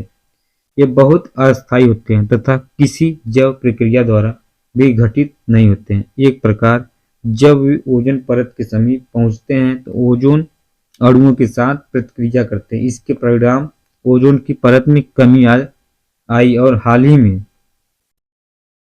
अंटार्कटिका के ऊपर ओजोन परत में छिद्र पाया गया है। ठीक है, ओजोन के परत के ऊपर भी अधिक छिद्र होने के कारण पृथ्वी पर जीवन पर पड़ने वाले प्रभावों के विषय में कल्पना करना भी कठिन है। अतः बहुत लोगों के विचार में ओजोन की परत के क्षीण होने की प्रक्रिया को रोकने की प्रयास करता है। ठीक है, जैसे ये अक्टूबर 1980 का पिक्चर है और ये अक्टूबर 1985 का पिक्चर है, 1990 का पिक्चर है। ठीक है, अंटार्कटिका के ऊपर ओजोन की परत में छिद्र मेजेंटा रंग को दिखाते हुए उभरे चित्र है। ठीक है, अब जैसे कुछ चीजें हैं इंपॉर्टेंट। पृथ्वी पर जीवन मृदा, वायु, जल तथा सूर्य से प्राप्त ऊर्जा जैसी संपदाओं पर निर्भर करता है। स्थल और जलाशयों के ऊपर विषय विषम के रूप में वायु के गर्म होने के कारण पवनें उत्पन्न होती है। जलाशयों से होने वाले जल वाष्पीकरण तथा सघन हमें वर्षा प्रदान करता है। किसी क्षेत्र में पहले से विद्यमान वायु के रूप में होने वाली वर्षा का पैटर्न निर्भर करता है। विभिन्न प्रकार के पोषक तत्व चक्रीय रूपों से भिन्न उपयोग किए जाते हैं। वायुमंडल, जल तथा मृदा प्रदूषण जीवन की गुणवत्ता और जैविक विविधताओं को हानि पहुंचाता है। ठीक है, अब वो अगला चैप्टर है आपका और लास्ट चैप्टर 9th क्लास का। ठीक है, खाद्य संसाधनों में सुधार। ठीक है, इसमें आप क्लास जो है आपका अध्याय जो है 15 है। अब इसमें हम आपको आगे बताएंगे भारतीय जनसंख्या की बहुत अधिक, हमारे देश की जनसंख्या 100 करोड़ 1 बिलियन से अधिक है। ठीक है, इसमें लगातार वृद्धि हो रही है। इस बढ़ती हुई जनसंख्या के लिए अधिक अन्न उत्पादन की आवश्यकता होगी। यह वृद्धि अधिक भूमि पर कृषि करने से संभव हो सकती है। ठीक है, परंतु भारत में पहले से अत्यधिक स्थान पर खेती होती है, अतः कृषि के लिए और अधिक भूमि की उपलब्धता संभव नहीं है। इसलिए फसल तथा पशुधन के उत्पादन की क्षमता को बढ़ाना आवश्यक है। ठीक है, केवल फसल उत्पादन बढ़ाने तथा उन्हें गोदामों में संचित करने से ही कुपोषण तथा भूख की समस्या का समाधान नहीं हो सकता है। ठीक है, लोगों को अनाज खरीदने के लिए धन की आवश्यकता भी होती है। खाद्य सुरक्षा उसके उत्पादन तथा उपलब्धता दोनों पर निर्भर करता है। हमारे देश की अधिकांश जनसंख्या अपने जीवन यापन के लिए कृषि पर ही निर्भर है। ठीक है, इसलिए कृषि क्षेत्र में लोगों की आय भी बढ़नी चाहिए, जिससे कि भूख की समस्या का समाधान हो सके। कृषि से अधिक उत्पादन प्राप्त करने के लिए हमें वैज्ञानिक प्रबंधन प्रणालियों को अपनाना होगा। इससे संपूर्ण जीवन यापन के लिए मिश्रित खेती, अंतरा फसलीकरण तथा संगठित कृषि प्रणालियां अपनानी चाहिए। उदाहरण के लिए पशुधन, कुक्कुट पालन, मत्स्य पालन, मधुमक्खी पालन के साथ इत्यादि। ठीक है, फसल उत्पादन में उन्नति क्या है? ऊर्जा की आवश्यकता के लिए अनाज में जैसे गेहूं, चावल, मक्का, बाजरा, ज्वार कार्बोहाइड्रेट प्राप्त होता है। दालें जैसे चना, मटर, उड़द, मूंग, अरहर, मूसर, मसूर प्रोटीन प्राप्त होती है। तेल वाले बीजों जैसे सोयाबीन, मूंगफली, तिल, अरंड और सरसों, अलसी तथा सूरजमुखी जैसे हमें आवश्यकता वसा प्राप्त होती है। सब्जियों, मसाले तथा फलों से हमें विटामिन तथा खनिज, लवण, कुछ मात्रा में प्रोटीन, वसा, कार्बोहाइड्रेट भी होते हैं।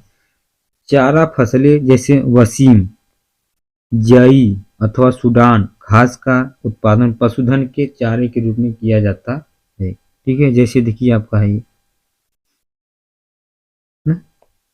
उसके बाद ये विभिन्न प्रकार के आपका फसलें हैं। विभिन्न फसलों के लिए विभिन्न जलवायु संबंधी परिस्थितियों, तापमान या द्वीप काल, ठीक है, की आवश्यकता होती है, जिससे कि उनकी समुचित वृद्धि हो सके और वे अपना जीवन चक्र पूरा कर सके। द्युकाल सूर्य प्रकाश के काल से संबंधित होता है। पौधों में पुष्पन तथा वृद्धि सूर्य प्रकाश पर निर्भर करती है। जैसा कि हम सभी जानते हैं कि पौधे सूर्य के प्रकाश में प्रकाश संश्लेषण द्वारा अपना भोजन बनाते हैं। कुछ ऐसी फसलें जिन्हें हम वर्षा ऋतु में उगाते हैं खरीफ फसल कहलाती है, जो जून से आरंभ होकर अक्टूबर मास तक होती है। कुछ फसलें शीत ऋतु में उगाई जाती है, जो नवंबर से अप्रैल मास तक होती है। इन फसलों को रबी फसल कहते हैं। धान, सोयाबीन, अरहर, मक्का, मूंग, उड़द खरीफ फसलें हैं। गेहूं, चना, मटर, सरसों, अलसी रबी फसलें हैं। ठीक है। भारत में सन 1952 से 2010 तक कृषि भूमि में 25% की वृद्धि हुई है, जबकि अन्न की पैदावार में 4 गुना वृद्धि हुई है। पैदावार में यह उन्नति कैसे हुई है? यदि हम कृषि में शामिल प्रणालियों के विषय में सोचें तो हम उनको 3 चरणों में बांट सकते हैं। सबसे पहले जैसे बीज का चुनना, दूसरा फसल की उचित देखभाल, तीसरा है खेतों में उगाई फसल की सुरक्षा, कटी हुई फसल होने हानि से बचाना। इसी प्रकार फसल उत्पादन में सुविधा की प्रक्रिया में प्रयुक्त गतिविधियों को निम्न प्रमुख वर्गों में बांटा गया है, जैसे फसल की किस्म में सुधार, फसल उत्पादन प्रबंधन, फसल सुरक्षा प्रबंधन। ठीक है। फसल की किस्म में सुधार क्या हुआ है, तो इसमें देखिए जैसे फसलों का उत्पादन अच्छा हो या प्रयास फसलों की किस्मों की चयन पर निर्भर करता है। फसल की किस्मों या प्रभेदों के लिए विभिन्न उपयोगी या गुणों जैसे रोग प्रतिरोधक क्षमता, उर्वरक प्रति अनुरूपता, प्रदान की गुणवत्ता तथा उच्च उत्पादन का चयन प्रजनन द्वारा कर सकते हैं। फसल की किस्मों में ऐच्छिक गुणों की संक्रमण द्वारा डाला जा सकता है। संक्रमण विधि में विभिन्न आनुवंशिक गुणों वाले पौधों में संक्रमण करवाते हैं। ठीक है। कृषि या कृषि प्रणालियों तथा फसल उत्पादन मौसम, मिट्टी की गुणवत्ता तथा पानी की उपलब्धता पर निर्भर करते हैं।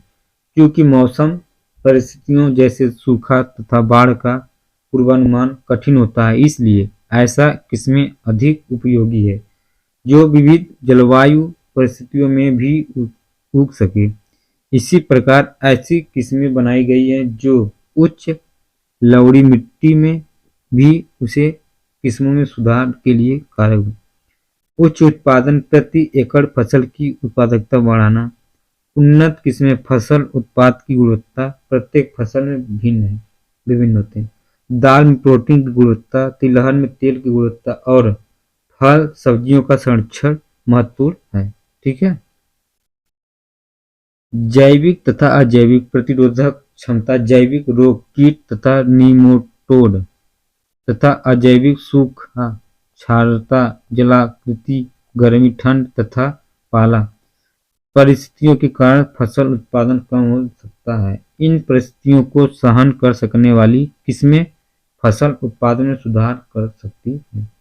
परिपक्वन काल में परिवर्तन, फसल को उगाने से लेकर कटाई तक कम से कम समय लगना आर्थिक दृष्टि से अच्छा है। इससे किसान प्रति वर्ष अपने खेतों में कई फसलें उगा सकते हैं। कम समय होने के कारण फसल उत्पादन में धन भी कम खर्च होता है। समान परिपक्व कटाई की प्रक्रिया को सरल बनाता है और कटाई के दौरान होने वाली फसल की हानि कम हो जाती है। ठीक है। व्यापक अनुकूलता वाली किस्मों को विकास करना विभिन्न पर्यावरणीय परिस्थितियों में फसल उत्पादन को अस्थायी करने में सहायक होगी। एक ही किस्म को विभिन्न क्षेत्रों में विभिन्न जलवायु में उगाया जा सकता है। ऐच्छिक समय विज्ञान गुण चारे वाली फसलों के लिए लंबे समय तथा लंबे सघन शाखाएं ऐच्छिक गुण है। अनाज के लिए बौने पौधे उपयुक्त हैं, ताकि इन फसलों को उगाने के लिए हम पोषक की आवश्यकता हो सके। ठीक है। फसल उत्पादन में प्रबंधन क्या है? जैसे अन्य कृषि प्रधान देशों के समान भारत में कृषि छोटे छोटे खेतों से लेकर बहुत बड़े फार्मों तक में होती है। इसलिए विभिन्न किसानों के पास भूमि, धन, सूचना तथा तकनीकी की उपलब्धता कम अथवा अधिक होती है। संक्षिप्त में धन अथवा आर्थिक परिस्थितियां किसान को विभिन्न कृषि प्रणालियों तथा कृषि तकनीकों को अपनाने में महत्वपूर्ण भूमिका है। ठीक है, जैसे देखिए आपको हवा, पानी तथा मृदा से प्राप्त होने वाले पोषक, ये स्रोत हो गया है पोषक, जैसे हवा कार्बन ऑक्सीजन, पानी हाइड्रोजन ऑक्सीजन और मृदा बृहत पोषक nitrogen phosphorus potassium calcium magnesium sulphur. और तीसरा है सूक्ष्म पोषक iron magnesium boron zinc copper molybdenum और क्लोरीन। ठीक है, पोषक प्रबंधन क्या है? तो वृद्धि तथा स्वस्थ रहने के लिए भोजन की आवश्यकता होती है, वैसे ही पौधों को भी वृद्धि के लिए पोषक पदार्थों की आवश्यकता होती है। पौधों को पोषक पदार्थ अथवा पानी तथा मिट्टी से प्राप्त होते हैं। पौधों के लिए अनेक पोषक पदार्थ आवश्यक है। हवा से कार्बन तथा ऑक्सीजन, पानी से हाइड्रोजन तथा ऑक्सीजन और विशेष अन्य पोषक पदार्थ मिट्टी से प्राप्त होते हैं। इन पदार्थों या पोषकों में से कुछ अधिक मात्रा चाहिए, इसलिए इन्हें बृहत पोषक कहते हैं। शेष पोषकों की आवश्यकता कम मात्रा में होती है। ठीक है, इन पोषकों की कमी के कारण पौधों की शारीरिक प्रक्रियाओं सहित जन वृद्धि तथा रोगों के प्रति प्रवृत्ति पर प्रभाव पड़ता है। अधिक उत्पादन प्राप्त करने के लिए मिट्टी की खाद तथा उर्वरक के रूप में इन पोषकों को मिला सकता है या आवश्यक है। खाद, जैसे खाद में कार्बनिक पदार्थों की मात्रा अधिक होती है तथा यह मिट्टी को अल्प मात्रा में पोषक प्रदान करते हैं। खाद को जंतुओं के अपशिष्ट तथा पौधों के कचरे के अपघटन से तैयार किया जाता है। खाद मिट्टी को पोषकों तथा कार्बनिक पदार्थों से परिपूर्ण करती है और मिट्टी की उर्वरता को बढ़ाती है। खाद में कार्बनिक पदार्थों की अधिक मात्रा मिट्टी की संरचना में सुधार करती है। इसके कारण रेतीली मिट्टी में पानी को रखने की क्षमता बढ़ जाती है। ठीक, और चिकनी मिट्टी में कार्बनिक पदार्थों की अधिक मात्रा पानी को निकालने में सहायक करती है, जिससे पानी एकत्रित नहीं होता है। ठीक है, अगला है आपका इधर चैप्टर में, इसे कार्बन उर्वरक क्या है। ठीक है, उर्वरक आपका उर्वरक व्यावसायिक रूप में तैयार उत्पादक पोषक है। उर्वरक नाइट्रोजन फास्फोरस पोटेशियम प्रदान करते हैं। इनके उपयोग से अच्छे कायिक वृद्धि, पत्तियां या शाखाएं फूल होती हैं और स्वास्थ्य पौधों की प्राप्ति होती है। अधिक उत्पादन के लिए उर्वरक का भी उपयोग होता है, परंतु ये आर्थिक दृष्टि से महंगे होते हैं। ठीक है, उर्वरक का उपयोग बड़े ध्यान से करना चाहिए और उसके दुरुपयोग के लिए इसकी खुराक की उचित मात्रा, उचित समय तथा उर्वरक देने से पहले तथा उसके बाद की सावधानियों की अपनाना चाहिए। ठीक है, कार्बन खेती करने की वह पद्धति है जिसमें रासायनिक उर्वरक, कीटनाशी या शाकनाशी आदि का उपयोग बहुत कम या बिल्कुल नहीं होता है। इस पद्धति में अधिकाधिक कार्बनिक खाद, कृषि अपशिष्ट, पुआल तथा पशुधन का पुनर्चक्रण, जैविक कारक जैसे कि नील हरित शैवाल का संवर्धन जैविक उर्वरक बनाने में उपयोग किया जाता है। नीम की पत्तियों तथा हल्दी का विशेष रूप से जैव कीटनाशकों के रूप में खाद्य संग्रहण में प्रयोग किया जाता है। कुशल फसलीकरण पद्धति के लिए मिश्रित खेती, अंतर फसलीकरण तथा फसल चक्र जैसा कि नीचे अनुभाग आवश्यक है। ये फसल तंत्र कीट, कीटक तथा खरपतवार को नियंत्रित करते हैं। ठीक है,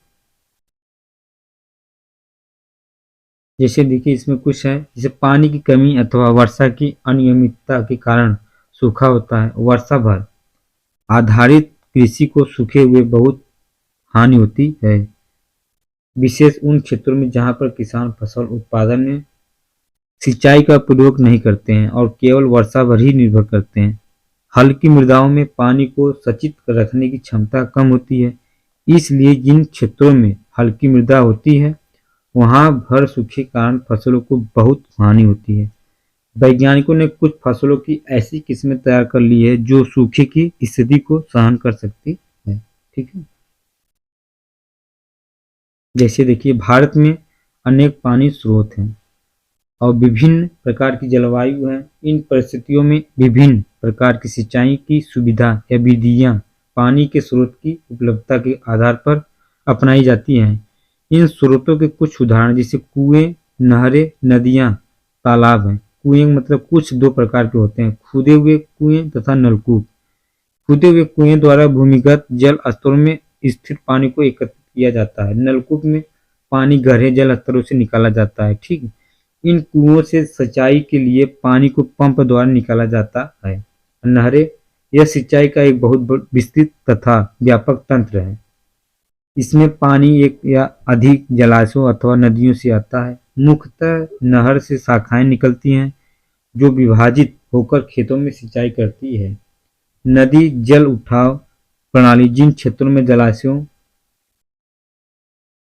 से कम पानी मिलने के कारण नहरों का बहाव अनियमित अथवा अपर्याप्त होता है, वहां जल उठाव प्रणाली अधिक उपयोगी रहती है। नदियों के किनारे स्थित खेतों में सिंचाई करने के लिए नदियों से सीधे ही पानी निकाला जाता है। तालाब छोटे जलाशय से जो छोटे क्षेत्रों में बहे हुए पानी को संक्रमण करते हैं, तालाब का रूप ले लेते हैं। कृषि में पानी की उपलब्धि बढ़ाने के लिए आधुनिक विधियां जैसे वर्षा के पानी का संक्रमण तथा जल विभाजन का उचित प्रबंधन द्वारा उपयोग किया जाता है। इसके लिए छोटे बांध बनाने होते हैं जिससे कि भूमि के नीचे जल स्तर बढ़ जाते हैं। ये छोटे बांध वर्षा के पानी को बढ़ाने से रोकते हैं तथा मृदा अपरदन को भी कम करते हैं। ठीक है, जिसे फसल सुरक्षा प्रबंधन क्या है? खेतों में फसल कर पतवार, कीट, पीटकर तथा रोगों से प्रभावित होती है। यदि हम रख पतवार तथा पीड़कों को नियंत्रित नहीं किया जाए तो फसलों में या फसलों को बहुत हानि पहुंचाते हैं। खरपतवार कृषि योग्य भूमि में अनावश्यक पौधे होते हैं। उदाहरण के लिए गोखरू, जैप्थियम, गाजर मतलब घास, पार्थेनियम और मोथा मतलब साइरेनेस रोटेट्स। ये जो खरपतवार भोजन स्थान तथा प्रकाश के लिए स्पर्धा करते हैं। खरपतवार पोषक तत्व भी लेते हैं जिससे फसलों की वृद्धि कम हो जाती है। इसलिए अच्छी पैदावार के लिए प्रारंभिक अवस्था में ही खरपतवार को खेते में निकाल देना चाहिए। ठीक है, जैसे कीट पीड़क 3 प्रकार से पौधे पर आक्रामक करते हैं, जिसे पहला मूल, तने तथा पत्तियों को काट देते हैं। दूसरा, ये पौधे विभिन्न भागों से कोशिकीय रस चूस लेते हैं तथा तीसरा, ये तने तथा फलों में छिद्र कर देते हैं। ठीक है, पौधों में रोग बैक्टीरिया, कवक तथा वायरस जैसे रोग कारकों द्वारा होता है। ये मिट्टी, पानी अथवा हवा में उपस्थित रहते हैं और इन माध्यमों द्वारा ही पौधों में फैलते हैं। ठीक है,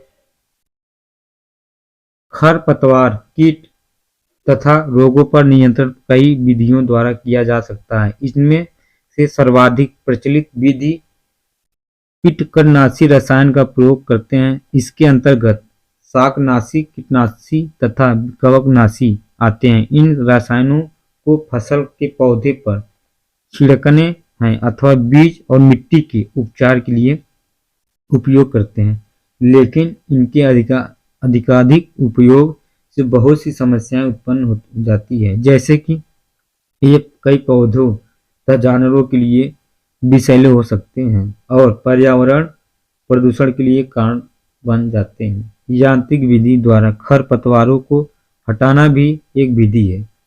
निरोधक विधियां जैसे समय पर फसल उगाना, उचित क्यारियां तैयार करना, जलीकरणी तथा फसल चक्र खरपतवार को नियंत्रित करने में सहायक होती है। ठीक है। और अनाज भंडार, जैसे कृषि उत्पाद के भंडार में बहुत हानि हो सकती है। इस हानि के जैविक कारक कीट, कृंतक, कवक, कीचड़ी तथा जीवाणु हैं तथा इन हानि के जैविक अजैविक कारण भंडार के स्थान पर उपयुक्त नमी और ताप का अभाव होता है। ठीक है। ये कारण उत्पाद की गुणवत्ता को खराब कर देते हैं, वजन कम कर देते हैं तथा अंकुरण करने में क्षमता कम कर देते हैं। ठीक है। अब पशुधन क्या है? तो पशुधन के प्रबंधन को पशुपालन कहते हैं। इसके अंतर्गत बहुत से कार्य जैसे भोजन देना, प्रजनन तथा रोगों पर नियंत्रण करना आता है। जनसंख्या वृद्धि तथा रहन सहन के स्तर में वृद्धि के कारण अंडों, दूध तथा मांस की खपत भी बढ़ रही है। पशुधन के लिए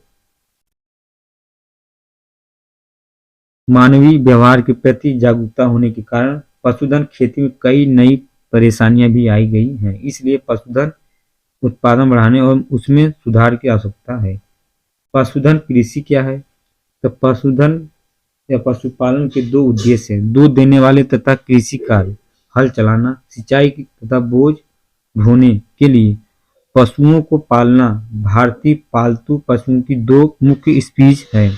गाय मतलब वास इंडिकस, भैंस मतलब वास बुबुलेलिस। दूध देने वाली मादाओं की दुधारू पशु कहते हैं। दूध उत्पादन पशु के दुग्ध श्रवण के काल पर कुछ सीमा तक निर्भर करता है। ठीक है। जैसे देखिए यह है आपका रेड सिंधी है और ये आपका शाही वाला दूध जो देते हैं, भारतीय नस्ल की गाय है। ठीक है। दूध देने वाले पशु डेयरी पशुओं की आहार की आवश्यकता दो प्रकार की होती है। एक प्रकार का आहार जो उसके स्वास्थ्य को अच्छा बनाए रखे, दूसरे वह जो दूध उत्पादन को बढ़ाए। इसकी आवश्यकता दुग्ध श्रवण काल के समय होती है। पशु आहार के अंतर्गत आते हैं मोटा चारा, रुसांश जो प्राय मुख्यतः रेशे होते हैं, तथा बीज सांद्र जिनमें रेशे कम होते हैं और प्रोटीन तथा अन्य पोषक तत्व अधिक होते हैं। पशु को एक संतुलित आहार की आवश्यकता होती है जिसमें उचित मात्रा में सभी पोषक तत्व हो। ऐसे पोषक तत्वों के अतिरिक्त कुछ सूक्ष्म पोषक तत्व भी मिलाए जाते हैं जो दुधारू पशुओं को स्वस्थ रखते हैं तथा दूध उत्पादन को बढ़ाते हैं। ठीक है। कुक्कुट मतलब मुर्गी पालन, ये क्या है? तो अंडे और कुक्कुट मांस के उत्पादन को बढ़ाने के लिए मुर्गी पालन किया जाता है। इसलिए कुक्कुट पालन में उन्नत मुर्गी की नस्लें विकसित की जाती है। अंडों के लिए अंडे देने वाले लेवर मुर्गी पालन किया जाता है तथा मांस के लिए ब्रोइलर जो ब्रोइलर एक मुर्गा होता है उसको पाला जाता है। जैसे देखिए एसिल है, ये को लेग हान हो गया मुर्गा। ठीक है। निम्नलिखित गुणों के लिए नई नई किस्में विकसित की जाती है। नई किस्में बनाने के लिए देसी जैसे एसिल तथा विदेशी जैसे लेगहान नस्लों का संक्रमण कराया जाता है। चूजों की संख्या तथा गुणवत्ता, छोटे कद ब्रोलर माता पिता द्वारा चूजों की व्यावसायिक उत्पादन हेतु। ठीक है। गर्मी अनुकूलन क्षमता, उच्च तापमान को सहने की क्षमता, देखभाल में कम खर्च की आवश्यकता, अंडे देने वाले तथा ऐसी क्षमता वाले पक्षी जो कृषि को उत्पाद से प्राप्त सस्ते रेशेदार आहार का उपभोग कर सके। ठीक है। अंडे तथा ब्रोइलर उत्पादन, ब्रोइलर मतलब चूजों को अच्छी वृद्धि दर तथा अच्छी आहार दक्षता के लिए विटामिन से प्रचुर आहार मिलते हैं। ठीक है। मुर्गी पालन में अच्छा उत्पादन प्राप्त करने के लिए अच्छी प्रबंधन प्रणालियां बहुत आवश्यक है। इसके अंतर्गत इनके आवास में उचित ताप तथा स्वच्छता का निर्धारण करके कुक्कुट आहार की गुणवत्ता को बनाए रखा जाता है। ठीक है। जिसे समुद्री मत्स्यीकरण होगा। जैसे भारत के समुद्री मछली संसाधन क्षेत्र 7500 किलोमीटर समुद्र तट पर, इसके अतिरिक्त समुद्र की गहराई तक है। सर्वाधिक प्रचलित समुद्री मछलियां फार्म फेट ड्रामफिट, मैकल, टूना, सारडाइन तथा बॉम्बे डक है। समुद्री मछली पकड़ने के लिए विभिन्न प्रकार के जालों का उपयोग मछली पकड़ने वाली नावों से किया जाता है। सैटेलाइट तथा प्रतिध्वनि गंभीरता मापी से खुले समुद्र में मछलियों के बड़े समूह का पता लगाया जा सकता है तथा इन सूचनाओं का उपयोग करके मछली का उत्पादन बढ़ाया जा सकता है। कुछ आर्थिक महत्व वाली समुद्री मछलियों का समुद्र जल में संवर्धन भी किया जाता है। इनमें प्रमुख जैसे मुलेट, भेटकी तथा पलस्पाट पंख युक्त मछलियां हैं। ठीक है, कवची मछलियां जैसे झींगा, मसलन तथा ऑयस्टर एवं साथ ही समुद्री खरपतवार। भविष्य में समुद्र मछलियां का भंडार जो है कम होने की अवस्था में इन मछलियों की पूर्ति संवर्धन के द्वारा हो सकती है। इस प्रणाली से को समुद्री संवर्धन या मैरीकल्चर कहते हैं। ठीक है, जैसे देखिए पीनस, ये जो है आपका रोजेन वर्गीय है। ठीक है, मत्स्य उत्पादन, मछली के उत्पादन, हमारे भोजन में मछली प्रोटीन का एक समृद्ध स्रोत है। ठीक है, मछली उत्पादन में पंखयुक्त मछलियां, कवचई मछलियां जैसे प्रॉन तथा मोलस्क सम्मिलित हैं। मछली प्राप्त करने की दो विधियां हैं, एक प्राकृतिक स्रोत जैसे मछली पकड़ना, दूसरा है मछली पालन। ठीक है, आगे है आपका कुछ इंपॉर्टेंट चीजें है। जैसे फसल के लिए अनेकों पोषक आवश्यक है और हवा से कार्बन तथा ऑक्सीजन, पानी से हाइड्रोजन तथा ऑक्सीजन, एक मिट्टी से शेष पोषक प्राप्त होते हैं। इन पोषकों में से कुछ पोषकों की मात्रा अधिक चाहिए, इसलिए इन्हें बृहद पोषक कहते हैं। शेष अन्य पोषक कम मात्रा में चाहिए, जिन्हें सूक्ष्म पोषक कहते हैं। फसल के लिए पोषकों के मुख्य स्रोत खाद तथा उर्वरक हैं।